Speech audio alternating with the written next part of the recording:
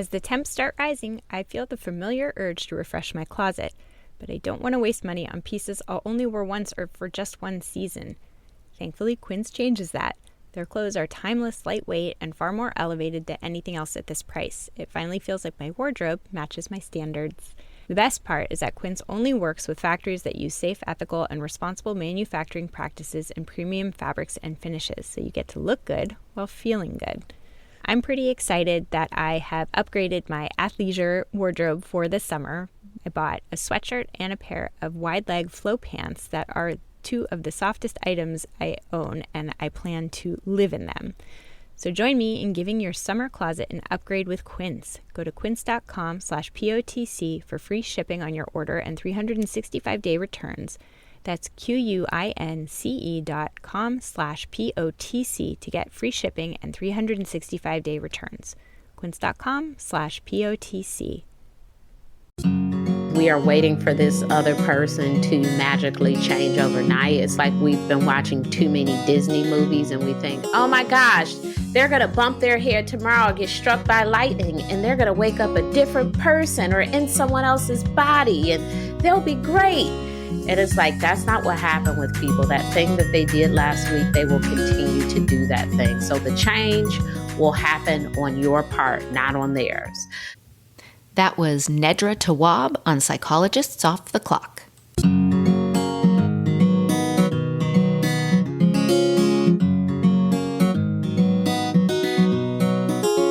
We are three clinical psychologists here to bring you cutting-edge and science-based ideas from psychology to help you flourish in your relationships, work, and health. I'm Dr. Debbie Sorensen, practicing in Mile High, Denver, Colorado, author of Act Daily Journal, the Act Daily Card Deck, and the upcoming book, Act for Burnout. I'm Dr. Yael Schoenbrunn, a Boston-based clinical psychologist, assistant professor at Brown University, and author of the book Work, Parent, Thrive. And from coastal New England, I'm Dr. Jill Stoddard, author of Be Mighty, the Big Book of Act Metaphors, and the upcoming Imposter No More. We hope you take what you learn here to build a rich and meaningful life. Thank you for listening to Psychologists Off the Clock. I'm here with Yael to introduce today's episode with Nedra Tawwab, where we talk about how to handle family dysfunction. And we had Nedra on the podcast a couple years ago to talk about her boundaries book that was for general relationships. And now she's written a book about how to deal with family relationships. There's a lot of cool information in this episode, little nuggets. And I was thinking a lot about, like, once we have an understanding that maybe there's been some dysfunction in our family of origin, maybe we even see the way that that has played out. We see the impacts of it.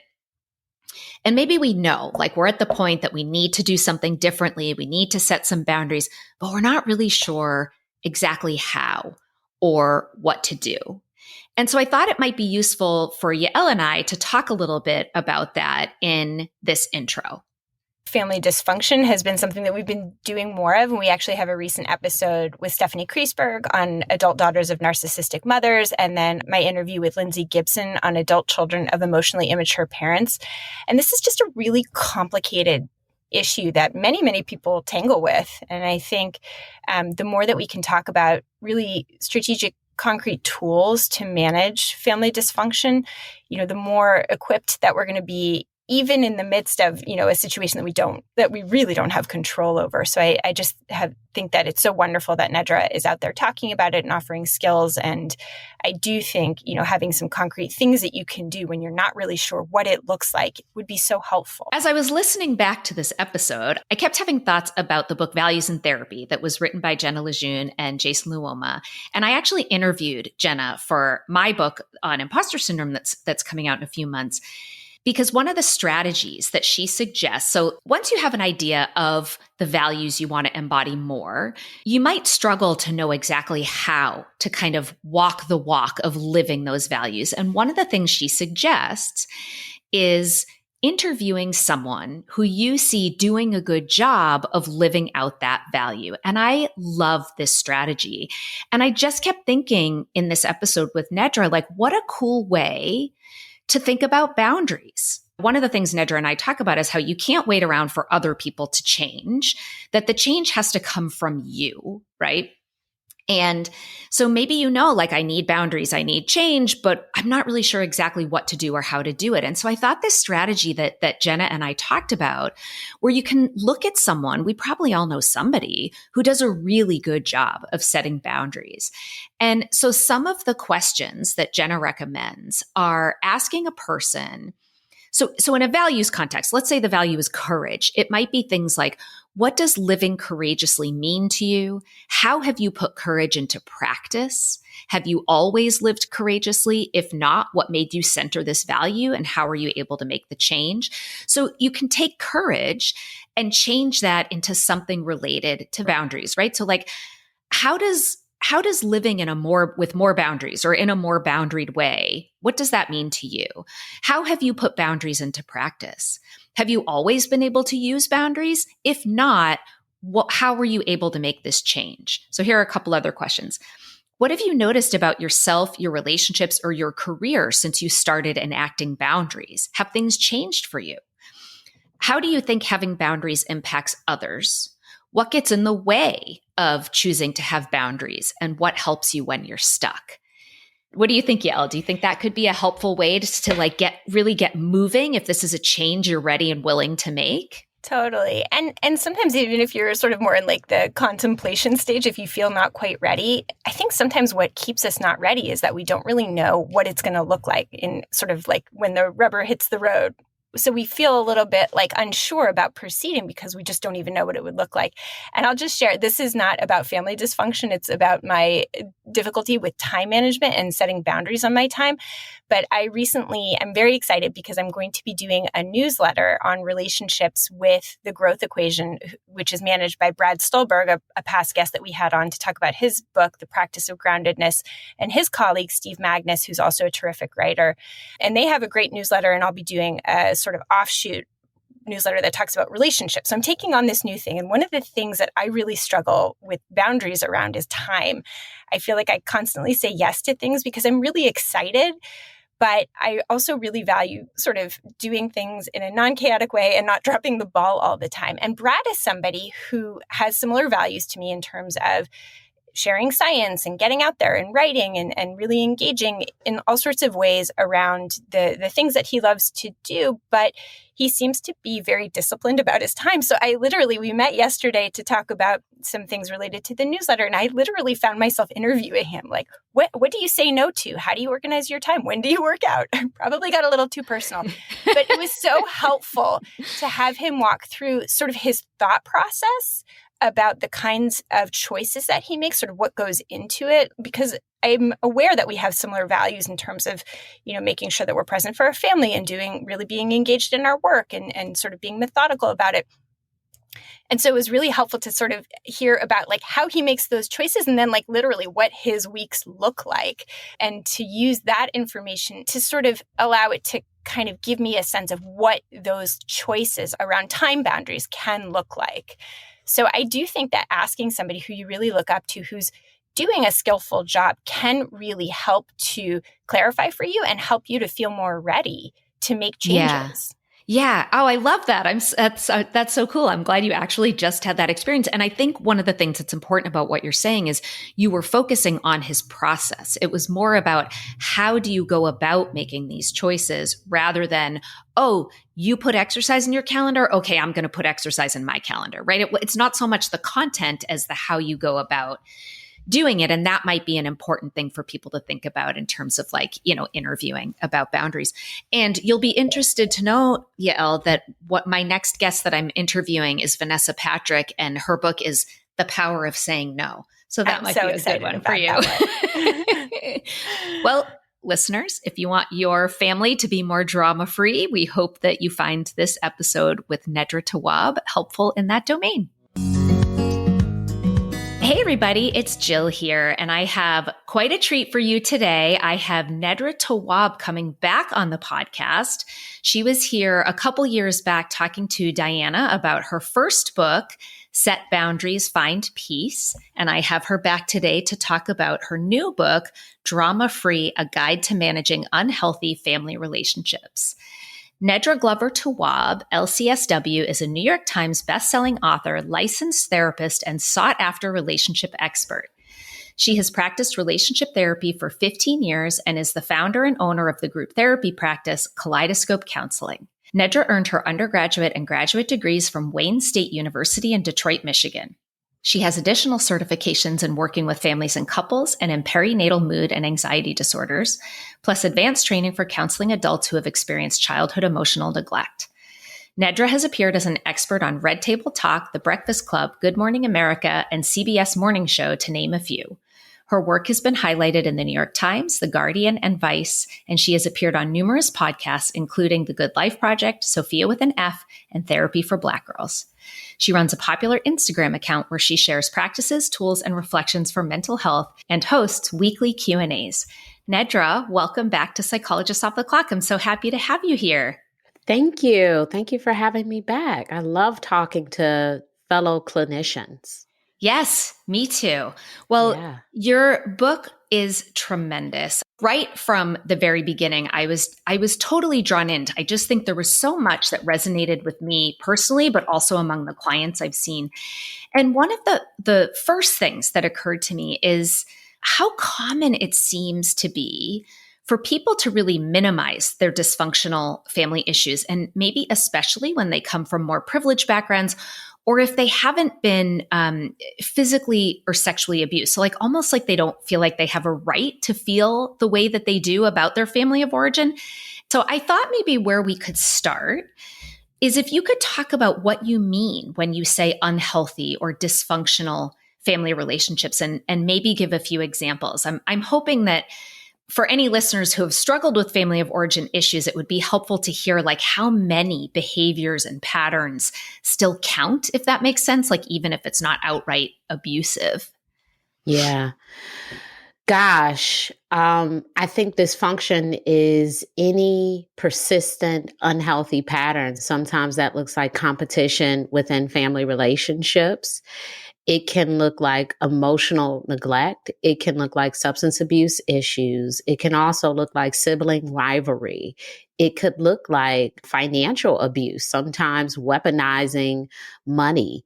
And rich families and middle-class families face that as well. It is so many different things. And, the way that I typically find out is through talking to a client. And you're like, oh, here's an interesting issue. When you have something really great going on, your mother brings up what's happening with your siblings. Isn't that a dysfunctional pattern? For her to shift the conversation away from you to everyone else, isn't that dysfunctional too? So it's so many things. And I think we do only see it in the context of abuse and neglect. It has to be a really hard thing for us to have a problem. But it's also a really hard thing when I'm unable to talk to someone in my family. It's also a really hard thing when my emotional needs are going unnoticed. It can also be a really hard thing when every time we get together on the holidays, we argue about politics. There are so many different things that happen within families that therapists are starting to need new resources to address. Yeah. Yeah, absolutely. I mean, that really struck me, all the very different ways that this can happen and the ways people can be affected. And one of the examples you use in the book have many different kind of case examples that I think really bring this to light. And, there were so many, there are even notes I took in the book where I wrote, me too, just you can really see yourself in here. I think, there is something for everyone in this book. And so there was one example, I think her name was Carmen, and she was a person who pointed out family dysfunction while everyone else around her, in the family would accommodate the dysfunction and then sort of turn it around on her, making it out that she was really the problem. And so I'm curious, that was something that resonated with me personally. And so I was curious about how common that is to have kind of an identified bad guy if they point out legitimate family dysfunction. Is that what do you think is going on here? And how can people like Carmen know that they're really seeing what they're seeing and aren't just troublemakers, so to speak? Carmen will have to seek support outside of her family. It's really hard to be in a dysfunctional system where many of the other folks are not ready to change. And as a part of them not changing, they have to deny what the reality is because they can't really face it. In those situations, the person calling out the behavior, the person who is saying, oh my gosh, did you see this big issue? It's like, this has been happening so long, Carmen. What are you talking about? Why are you bringing light to this situation? It's really unfortunate. And it's actually a form of gaslighting when we really think about it, for a person to reshape the reality to fit what they want to have, or to reshape it to make it sensible for them and to disregard what's actually happening. I first started to see this a lot in the families with addiction. You know, when there's a person who says to their parent, oh my gosh, dad is an addict or mom is an addict. When people aren't ready to address that, it's like, that's your mother. It's not that big of a deal. She can come to your party. Everybody else is sort of dealing with this behavior. And you're the one who's saying, but it's problematic. We don't see this. She's, you know, I listened to a podcast the other day where a guy was talking about his mother being anorexic, and his father would never notice it. He really fed into the mom's behavior. Oh, she just has lots of stomach issues. There's nothing going on with her. So everyone tried to make him seem as if it's really not that big of a deal. She just has all of these gastrointestinal issues, and she, you know, doesn't like to eat with us, and, you know, all of these excuses. And he's like, am I being a butthole? Am I being, am I being a hellraiser by saying, Mom, you need to eat? Mom, you need to see a doctor and be honest with them. But that's how his family made him feel. And unfortunately, his mother ended up passing away because of her issues with eating until her death. No one else acknowledged that she had any issues with eating except for this person. Yeah. Yeah. It really is gaslighting. I think anytime there's that sort of, people can't see me right now, but I'm kind of looking around, looking back and forth, like, am I crazy? Am I the only one that sees this? Like, how is it that everyone else around me doesn't think that this is the problem? It must be me how am I the only one? But I do think it's so much easier for people to put their head in the sand, because if you admit there's a problem, then there's a lot of work to be done. Yeah. Yeah. It's really hard to acknowledge it. And in many cases, people may choose not to because they're not ready to do any work. Yeah. And it's not always that they support the problem, but they also aren't supporting the solution to the problem. Mm-hmm. Exactly. Right. It's a lot harder to kind of call out someone's problematic behavior and attempt to have some sort of intervention therein than it is to just keep pretending everything is fine. And, you're just a troublemaker. You're just making waves. We're all fine over here. Yeah. I've also heard of people acknowledging it secretly. They won't say it to the person in their presence, but they may pull you aside and say, Jill, you're right about that. Yeah. And that's all they can give you. They won't advocate for you. They won't stand up with you. But in secret, there may be a person who's able to say, like, you are seeing what you see. It is accurate. But they don't have that commitment to continue in their behaviors with that person. Yeah. And I wonder too, and this is something that has happened to me where in my own family, substance abuse was finally acknowledged. But when the substance abuser was sort of called out, like, this is a problem, let's do something about this. When that person didn't say, you're right, I have a problem, I need help, everybody backpedaled. Right? When that person was like, nope, I don't know what you're talking about. I'm fine. This is you. This isn't me. It was harder to keep pushing and pushing. So everybody backpedaled. And then I was kind of that one still in that position of like, wait, what? Mm-hmm, but we all agreed. We all see that it's a problem. Like what's happening? As soon as it became something that was going to be much more challenging to address and keep called out, it suddenly became less of a problem. And maybe we can talk a little more in a minute or so about some of the obstacles to change, what we can change and can't change, and some of the obstacles. But I wanted to, but before we go there, you shared some, what I can only call kind of like truth bombs right in the first, I think it was like the first 15 pages of the book that I thought were a really important place to start. And so I'm going to give just a quick quote. One of the things you say is, we carry the weight of the years when we were most powerless as if we have to continue that way. But adulthood gives us the opportunity to change our narrative. So that's one. You also said, you are not what happened to you. And then the other thing you point out, I don't think this is a quote, this was just a note I wrote down, but that we can't change other people and we can't change the past. The only thing we can change, of course, is ourselves. And so I definitely want to spend some time talking about changing the narrative and ourselves. But can you first talk a little bit about, we've talked about the ways, we've talked about examples of what dysfunction might look like.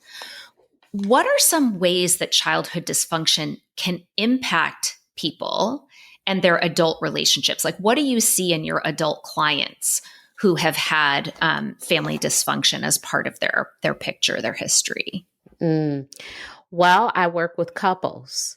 So with couples, I see two people coming together and being their parents, or trying to be the direct opposite of their parents, or bringing any of those family patterns right into their marriage, into their partnerships, and their dating experiences.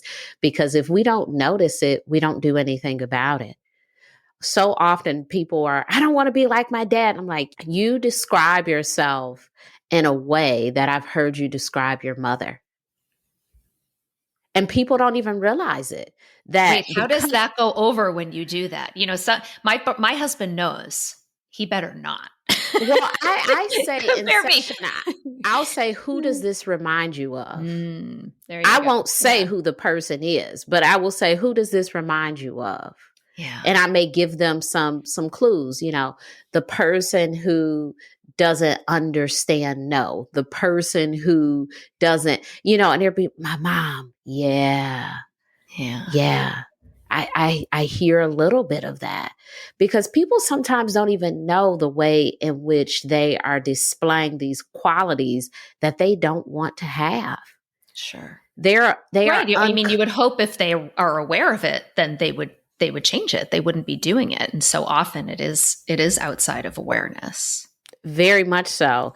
And it can be in work relationships and friendships. I see a lot of women sometimes who struggle with accepting help from anyone, from friends, from family, because they were so responsible as children. And I have to tell them, perhaps that tool, that skill was needed in childhood. Do you need that skill at 30? I don't think so. I don't think you need to do everything anymore. Clearly, it's stressful. It probably was stressful when you were 12, but now you have people saying, what do you need? What do you need? At 12, you didn't have that. So how do we get you to live in the now? How do you release that part of yourself that you don't even need anymore? Yeah, I think it's so huge. There are so many behavioral patterns that we develop in our younger years that worked at that time. They were adaptive, protective, safe, whatever. And then no one ever comes and says to us, unless we get into therapy later, but no one says, hey, your situation and your context has changed. You don't have to do that anymore. You can do something differently now. And that, that can be a real aha moment, I think, for people to realize, oh, right.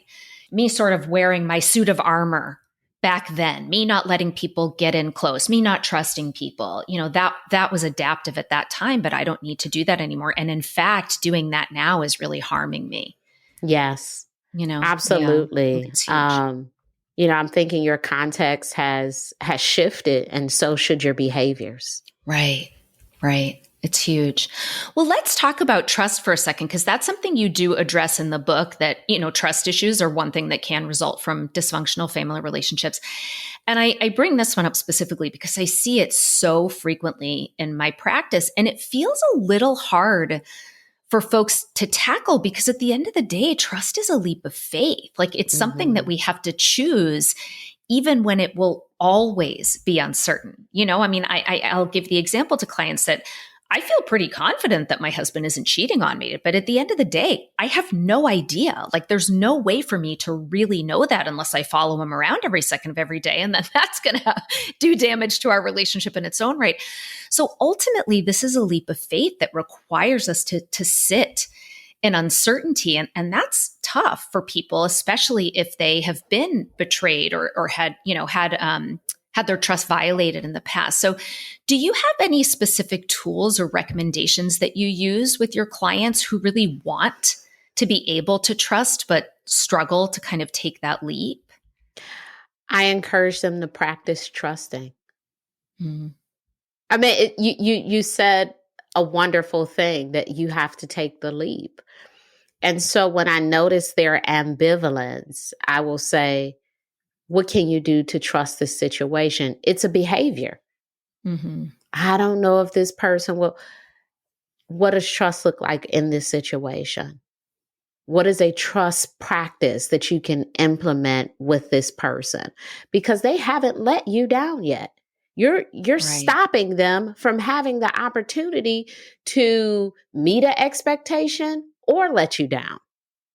Right. So, Well, I love this too, in framing it as a behavior and in this moment right now. It doesn't have to be either you trust everyone completely or you don't. It's what's one thing you can do in this particular context or relationship that is trust. And it could even just be a baby step, right? It could be just sharing one personal detail about yourself without sharing the whole vault, you know?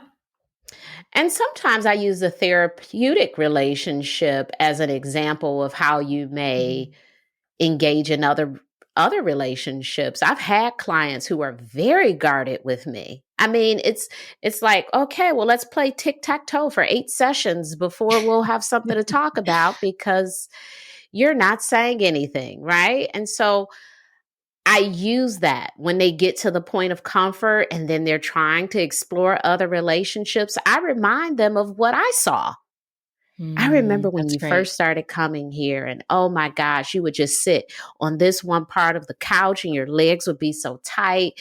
And every question I asked, it was like I was doing a little interview. It wasn't a conversation. And look at you now after you've started to trust me.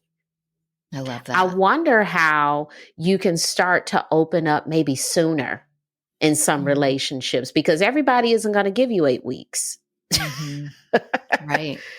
I'll give you 8 weeks, but that's not the real world. Yeah, and then there's so much else you could even unpack from that in terms of what do you notice about the quality of our relationship in the first 4 weeks, and how is that different from how it is now? You know, kind of pointing out like, what was it that you needed to feel safe in order to be willing to start trusting? And in what ways has your willingness to trust me improved our relationship and our work together? You know, you can kind of like point out experientially the way that these things influence one another to then hopefully create more willingness to now take that outside of the therapy room. There's a lot inside of that therapy relationship, I think, that can be useful there. That's awesome. Yes. Yeah. Okay, so both of your books, of course, have a big emphasis on boundaries.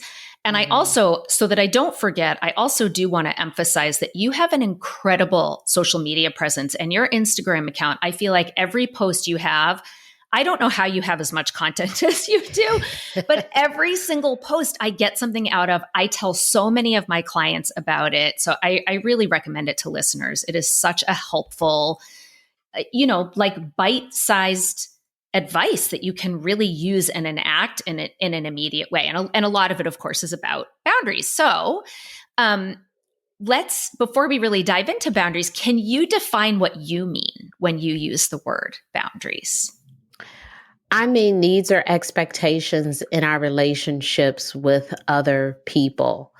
When you grow up in dysfunctional families, unfortunately, boundaries are very blurry. And often you are not allowed to have them.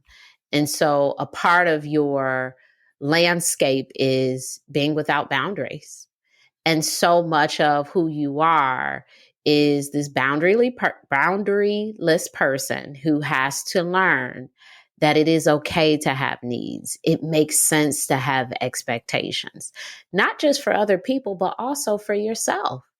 Because sometimes when you have no boundaries, you become a people pleaser, extreme people pleaser. I think most people are people pleasers, but I'm going to say extreme people pleaser, where you have nothing left for yourself, or you become extremely self-neglectful, or you become a yes person, and those things aren't good. Right. And those are things that we sort of do to ourselves. Those aren't things that other people are doing to us. So, boundaries are really an important way that we show up in our relationships with other people. And most people have boundaries. I hear a lot of people like, oh my gosh, I need so much help. I don't have any boundaries. I'm like, well, you have some. I don't know what those are, but we can certainly do a discovery. And I bet you have some. And we need to get you to a place where you can have them in other places. There are people who have wonderful boundaries with work, but they can't say anything in their family relationships. Right. And I imagine that comes from a place of, in what context are they experiencing fear? Fear that they will have a loss of a relationship, that someone will be disappointed, or that they'll hurt the person. Maybe they don't care if they hurt their coworker. That feels like a risk that's easier to take. But when it comes to my parent or sibling, the stakes probably feel higher. And it could be the opposite for someone else. They may feel terrified that they could lose their job, so they have terrible boundaries at work, but they're fine having boundaries at home because they feel safe with their family members. And I liked what you said. This is often something we do to ourselves, because I think often we may have a tendency to blame other people, blame family members for what they're doing or their behavior, and sort of feel helpless and powerless. But this is really kind of an answer, is, you do have some power, and part of that power is in your boundaries. Do you think that's an accurate way to conceptualize what you were saying? I think that is very accurate, that boundaries are a really powerful force for yourself with others. Yeah. Yeah. And so you were talking about some of the ways that not having boundaries can present, being a people pleaser, et cetera. It seems to me too, you talk quite a bit actually in the book about codependency. And that seems like it is primarily an issue with boundaries. Do you think that's right? That is 100% an issue with boundaries. I mean, the idea that who someone is enmeshed with who you are. What they do, everything that they do impacts what you do or what you need to do for them, so they don't get to experience any discomfort. I feel like codependency has been talked about so much, in the last few years. And sometimes it's been misplaced. Sometimes relationships are close and there are boundaries, and it's like, that's codependent, they're close. I think codependency really happens when people start to experience dysfunction in their own lives as a result of being overly involved in other people's lives, right? When you are unable to take care of yourself because you are taking care of this other person who has the ability to care for themselves, but just is unwilling to do it. Right. And right. So there's the one side of the codependence is you're taking care of someone who can't take care of themselves, or you're allowing someone to take care of you when you can take care of yourself. Right. So Absolutely. It's like boundary issues in both, but sort of opposite directions. Well, and it makes me think about, there's a section in the book too, where you talk about the difference between enabling versus helping.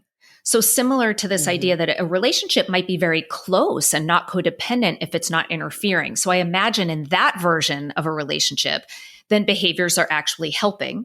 Whereas in a truly codependent relationship, the behaviors are really more enabling. So can you talk a little bit about that distinction, and like, how do we know where that line is between enabling versus helping? Oh, I'll give you an example. I've heard some parents say, I'm helping my adult child by paying their bills. Okay. How long have you been paying the bill? For 3 months.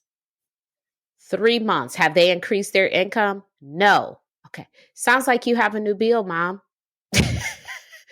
Help would mean that they're starting to do something more to be able to take this away from you and do it themselves. Acquiring a bill is continuing to do the same thing for them every single month. You now have rent another space, Mom. And that's okay. But that's what it is. That's not helping. No, you're right. And what you're saying is it's not about, you don't distinguish between these two things based on what you're doing. You distinguish based on the function or the process. Like what is your evidence? What do you see? Is this person changing? Are they getting better? Is there improvement? That's helping. But if they're staying the same or they're getting worse, then it's enabling. Absolutely. And there are so many times with family relationships that we label our help as helpful. You know, I always ask the question of, how are they being helped? What improvements have you seen with this person? You have, babysat their kid every Saturday.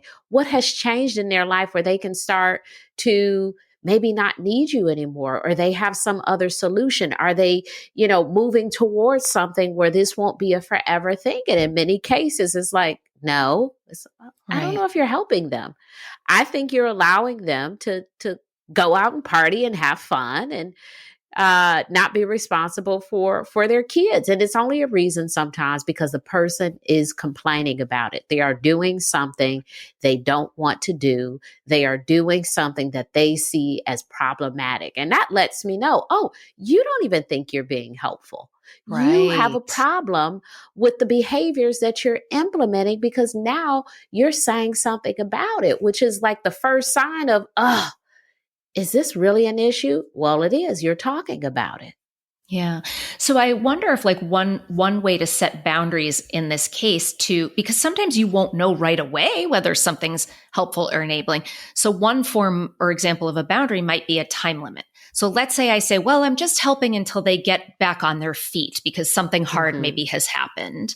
Okay, well, how long do you think it's going to take for them to get back on their feet? Like, what would be a reasonable amount of time for us to start to see some evidence of that change? So maybe you pay the rent or whatever it is for 3 months or 6 months, but at some point there needs to be some, like if you're looking at a line graph, there needs to be improvement over time or some point at which you can say like, okay, now you need to go continue to do this on your own. Yeah, there does need to be some shift in what's happening and a very clear expectation of, I will help you for 3 months. And it could be a reduction. It doesn't have to be a complete cutoff. It could be, I'll give you a little stipend. After 3 months, instead of giving you 400, I'll give you 300. And the next 3 months it's not about like cutting people off, but how do you help a person become sufficient? How do you help them become someone who can take care of certain things in their life? How do you help someone understand that, I love you deeply, but I may also need support? And so these are some things that we have to talk about in our relationships that's not being mentioned, since we're on the topic of adult children. I've heard parents say that the relationship with their adult child is very gimme, but they don't hold any space for the parent. They're not, hey, Mom, how was your day? What's going on with your friends? And that's when we start to teach them, I am a person too.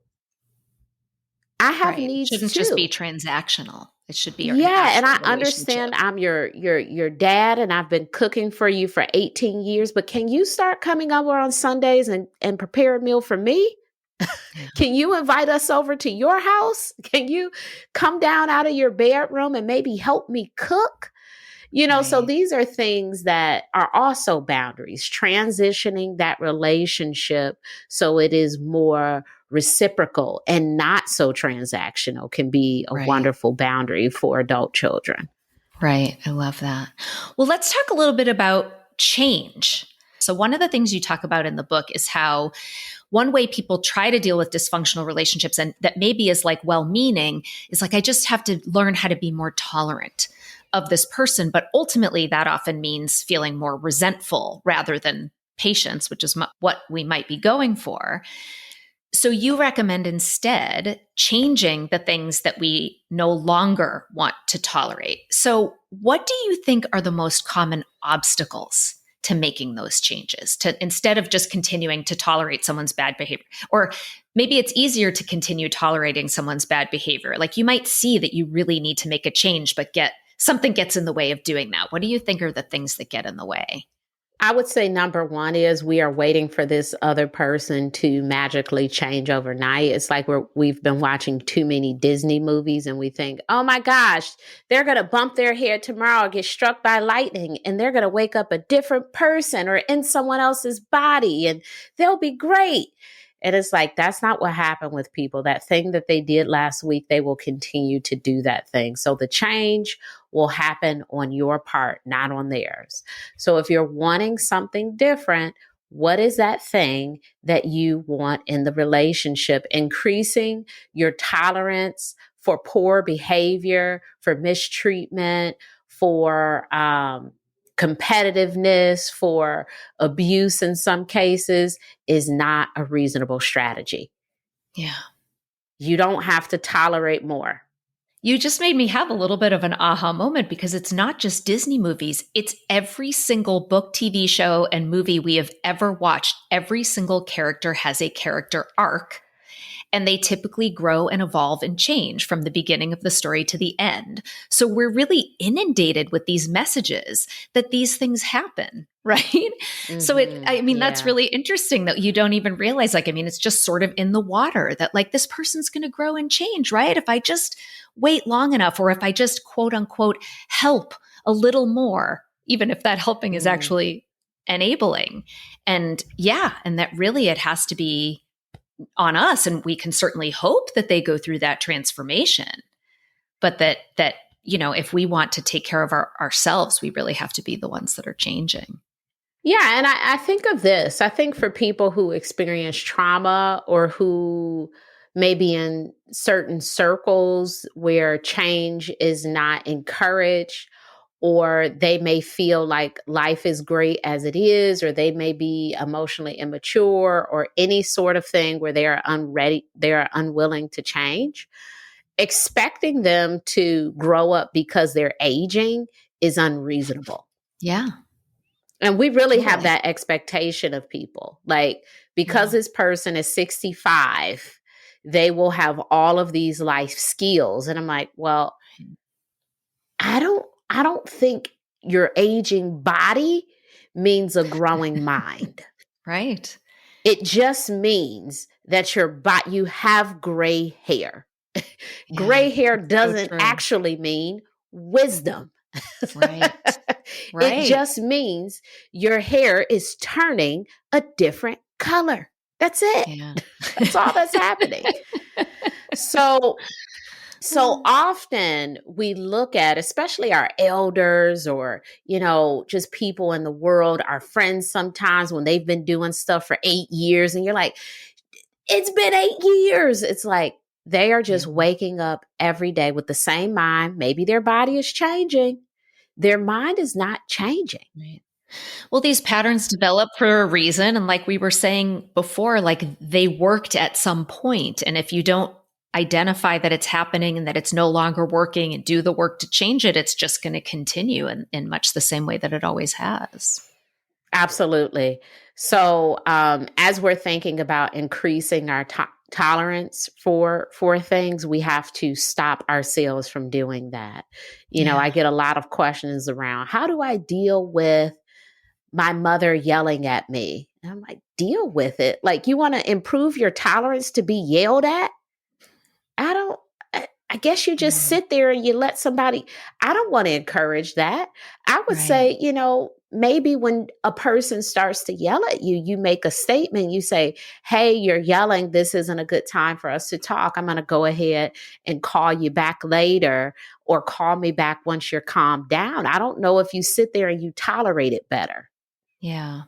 So this is a great segue, because I want to ask you about what are some specific examples, like strategies for boundary setting or other strategies. It doesn't have to just be boundary setting, but if we are wanting to do a better job with the dysfunctional family relationships that are around us, and we know we can't sit around and wait for other people to change, and that we cannot change other people, what are some examples of things that you have taught people to do differently if they have a yelling mother or they have there's so many different examples of the way dysfunction could play out, but can you think of maybe some that stand out to you from, or that have been particularly helpful with clients that you've had? I'm thinking of a situation where a parent clearly has a favorite child. And the expectation is, okay, when I go home this holiday season, things are going to be fair this year. They are going to not ask me to do so many things while allowing this person to relax. They're going to ask me to do these special projects with them.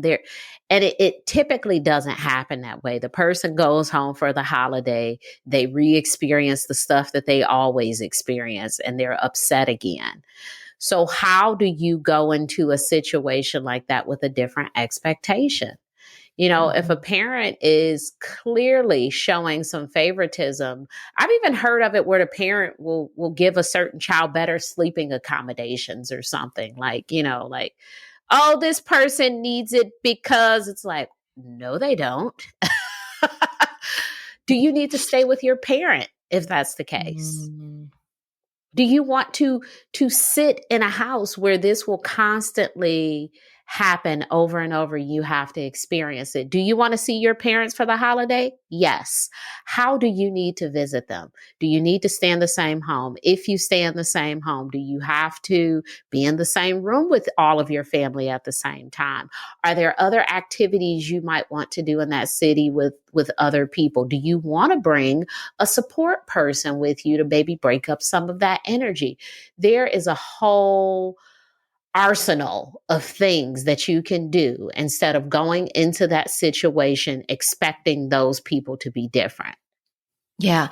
Well, and what really stands out to me about this is everything you're saying in that example actually has nothing to do with anyone else. And I think maybe sometimes, I don't know if it's a mistake, but the intention is to be assertive and to change the situation. But so, for example, maybe it's, I'm going to have a conversation with this parent and say, when you always give my brother the better room, it makes me feel like I'm not as important. And it would really mean a lot to me if you could consider, that we would switch off every other time.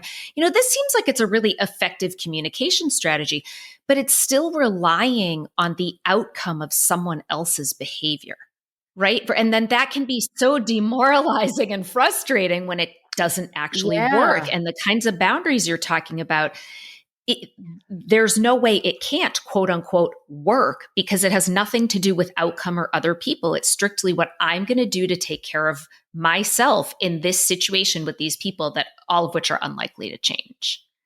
I love that. And I think also in that situation, let's say they start to do every other year, your brother gets the room, then you get the room, that sort of thing. That's just one situation. It's probably tons of situations. So you'll constantly have to correct every single thing. Hey, you fixed this person's plate first. Hey, you're complimenting them endlessly in front of me. Hey, you didn't ask me to go to the store with you. Hey, it's going to be so many different things that you will it becomes have to like say whack-a-mole to this person. Yeah, it's like, okay, right? Here's another. Yeah. Here's another one. Here's another one. Right. And what I can do instead is like knowing that there are going to be so many different things that are going to trigger this distress in me. I'm just going to limit the amount of time or limit my amount of exposure by getting a hotel or by only coming for the day instead of the weekend or, whatever the case may be in terms of the specific boundary. Yeah, I think it's very common for parents to have codependent relationship with one of the children and the other children are just watching. And it's typically the one who, they feel needs the most help. They're not able to do whatever. And all the rest of the siblings is like, well, we did it. Right. Right. Like, why do you think this person won't be able to to do this thing? And it causes issues not just in the parent-child relationship, but even your relationship with that sibling for receiving the help.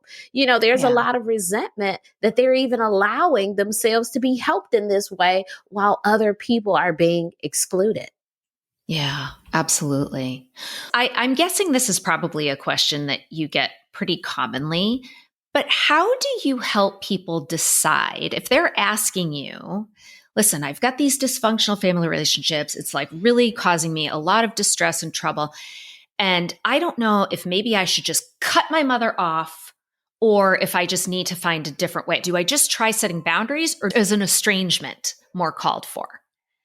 That doesn't typically come up in that very direct way. What Okay. typically happens is they're complaining about the parent a lot, and we start talking about boundaries.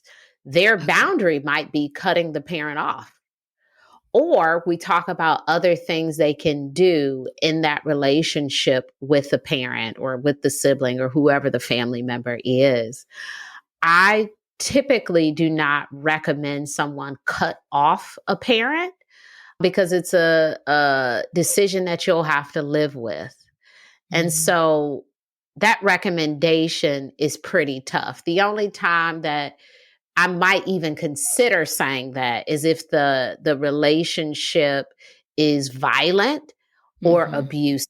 That's the only Yeah. time I could think to say that. But a lot of these things, it's so much gray in there that there could be room for boundaries, or you might choose to leave it. And it's really up to you to decide because there is no one way to handle a parent who is narcissistic. There is no one way to handle a sibling that never listens to you. There's no one way to handle any situation in the family. And it's really based on an individual's capacity to be in that relationship or not.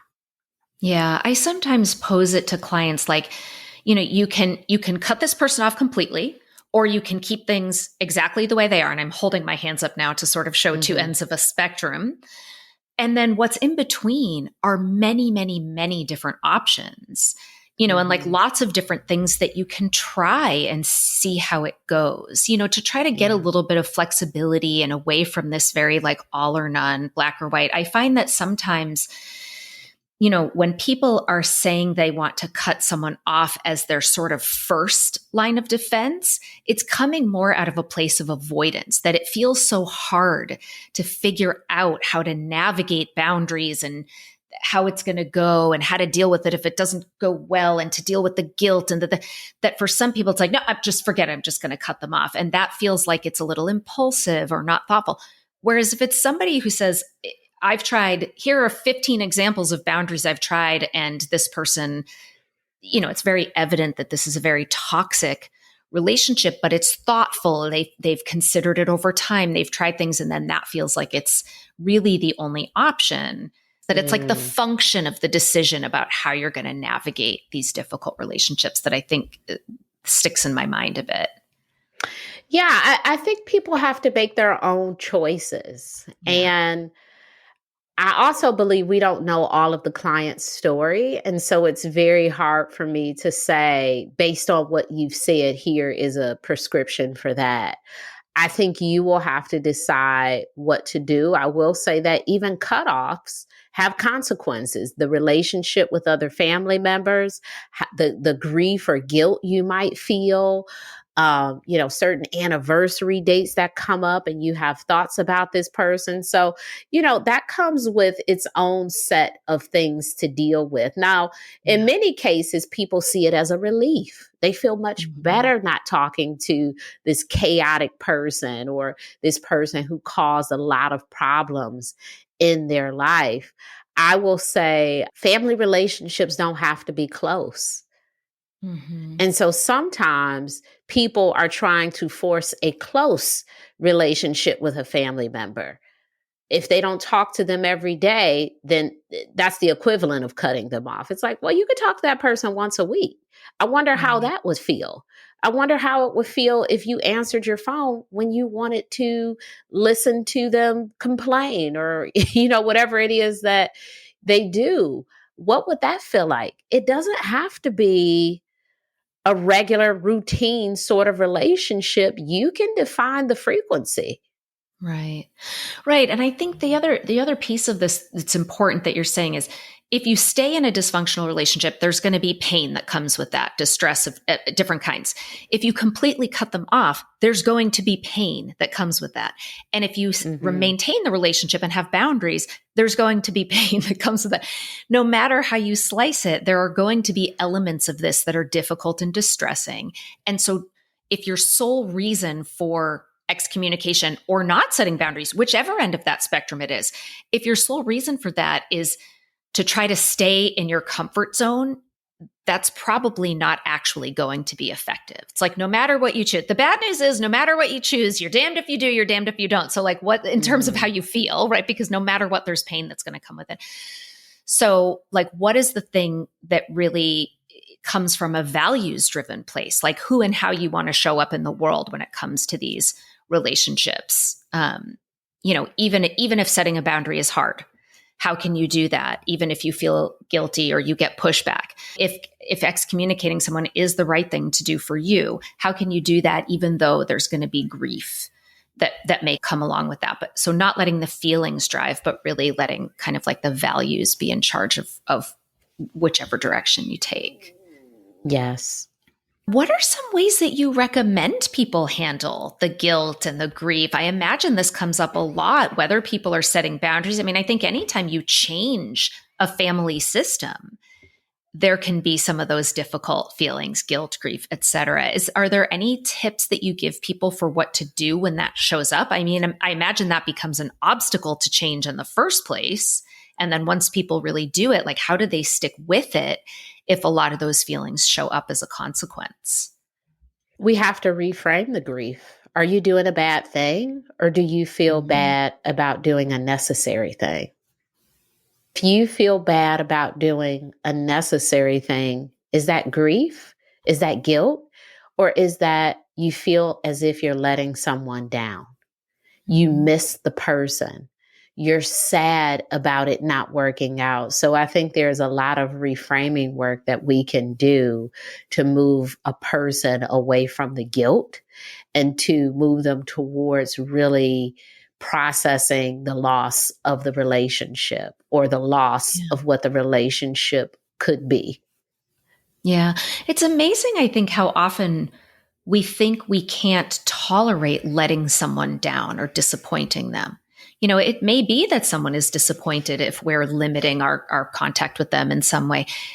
And that maybe that can be okay. Like maybe they can handle being disappointed and we can handle the fact that they're disappointed. Like I don't have to convince you they're not disappointed. They may be disappointed, but that's okay. Like that's not your problem to fix. Yes. Real truth is you will disappoint people and they will disappoint you. Many of the people that are disappointed at us have disappointed us.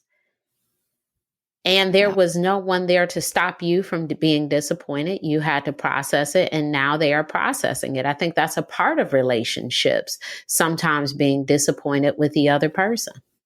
Yeah, 100%. Well, we're just about getting to the end here. I did want to bring up one other thing that I really appreciated, and it was when you were talking about kind of how to handle pushback from other family members. So I wrote down one of the things you had written, which was you had given some suggestions for what you might say. So if my brother is stealing from me and that means I need to set boundaries with him, but I'm getting pushback from other family members, one way I might try to defend the decision, I don't know if that's quite the right word, but is to say, like, if this were someone I was dating and I told you they were stealing from me, would you say I should stay with that person? And then it becomes so much more clear, like, oh, no, you're right. It's not okay to be taken advantage of. in that way. And that was just something I found that really helpful. And I thought I would share an example of my own, because I actually do have a situation in our family where my brother and I, he's in prison and he and I are estranged, but he still has a relationship with my other brother and my dad. And for a long time, my dad was, he was not cruel about it in any way. He was sad that we were estranged, and he was trying to encourage me to reconsider the relationship, which at least for right now, I'm not willing to do. And at one point I said to him, Dad, I don't try to talk you out of your relationship with him. So I would really appreciate it if you would not try to talk me into having one, right? Like as a way to say, like, we can handle this differently, and I'm not going to try to change the way you're doing your thing. So I would mean a lot if you would respect me, that I'm choosing. And that really hit him. He got it. He was like, oh, you're right. And it's a silly example, but I always think about that with pregnancy. Like whenever someone says, oh, I don't want to have kids, people feel compelled to talk you into having kids. And I once said to someone, listen, I don't try to talk you out of having kids. Why are you trying to talk me into it? And then people go, oh, you're right. That would be so weird if you tried to talk people out of having kids. Yeah. So this was something that really resonated. And then, luckily I didn't hear about it again. So I didn't know if you had any other thoughts about how folks can deal with that pushback. I mean, even like guilting, even sometimes gaslighting that can come from other family members when that one person really does start to set healthy boundaries for themselves. I will certainly start to use what you said. That was a beautiful example. And also, as you mentioned in the book, helping people to get outside of the people involved and moving them towards general. In general, if a person did X, what is the appropriate response? Would you be okay with this if it were a friend of mine? And when it goes back to, yes, I would be okay with it if it were a friend, but not your brother. It's like, well, for relationships, should we lower the standard for family? Right. Or should we have a general standard of how we should be treated in relationships? Yeah, I love that. I think you mentioned the kind of the blood is thicker than water type mentality, but in reality, like as humans, isn't it okay for us to just have a basic set of standards for how we expect to be treated by other humans, whether we're related to them or not? Yeah. Yeah. Well, there is so much more in this book that, of course, we didn't have time for. I mean, there's a whole chapter on substance use problems. There's a lot more around specific to mental health. Suggestions for specific struggles with parents, siblings, children, extended family, in-laws, blended families. So really, there's just so much more in here that we didn't get to. So for listeners, if you want your family relationships to be drama-free, I encourage you to pick up Nedra's book that is also called Drama-Free, A Guide to Managing Unhealthy Family Relationships. If people want to get more of you, where can they find you? Instagram is a wonderful place, but also any other social media platform and my website, nedratawwab.com. And Tawwab is Tawwab. I always like, wait, is it two W's and one B or one W and two B's? So it's Tawwab. So nedratawwab.com. And then on social media, you're at Nedra Tawwab as well. Yes, I did not need to make up a name. That one was certainly not taken. It was not taken? No. I love it. Well, this was such a great conversation, so helpful. I really appreciate you coming back to talk to us again. You're welcome. Thank you so much. Hey, Psychologist Off the Clock listeners, I'm going to guess that if you got to the end of this episode, that you also love to geek out about books in psychology. If you don't know where to store all your books and people are already complaining that you talk about this book that you're reading all the time, then why don't you join us once a month to read a book together? If you're interested in joining us, we hope you are. Just send an email to offtheclockpsych@gmail.com and we'll send you more information. Thank you for listening to Psychologists Off the Clock. If you enjoy our podcast, you can help us out by leaving a review or contributing on Patreon. You can get more psychology tips by subscribing to our newsletter and connecting with us on social media. We'd like to thank our strategic consultant, Michael Harold, and our podcast production manager, Jadine Stout-Williams. This podcast is for informational and entertainment purposes only and is not meant to be a substitute for mental health treatment.